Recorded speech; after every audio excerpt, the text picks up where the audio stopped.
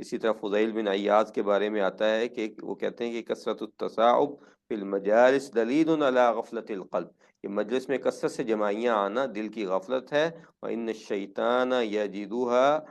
منفردن، تو اس طرح شیطان جو ہے وہ اپنا موقع بناتا ہے۔ اسی طرح سفیان ثوری رحمہ اللہ جو ہے وہ کہا کرتے تھے کہ استحیی ان یضحک منی الشیطان، کہ مجھے اس چیز کی شرم آتی ہے کہ میری وجہ سے شیطان ہنسے، جیسے کہ حدیث میں آتا ہے کہ وہ جمائی جب آتی ہے تو وہ ہنستا ہے۔ ٹھیک ہے جی، تو یہ بڑا اہم قاعدہ ہے جس میں عام مجلس کا بھی عرفی لحاظ سے بھی آپ کو فائدہ ہے کہ آپ اپنے ان چیزوں کو روکیں، چھین کسی کے سامنے نہ لیں، اور جمائی جو ہے وہ اس کو ہر ممکن طور پر روکیں۔ کئی بار کیا ہوتا ہے منہ سے بدبو آ رہی ہوتی ہے یا کوئی اور ایسا معاملہ ہوتا ہے، تو وہ چیزیں جو ہیں وہ خطرناک ہو جاتی ہیں، وہ اچھی چیز نہیں ہے۔ اس کے بعد جو ہے یہ شیطان کی طرف سے ہوتی ہے، تو جو زیادہ لے گا تو اتنی اس پہ غفلت اور سستی چھاتی جائے گی، جو روکے گا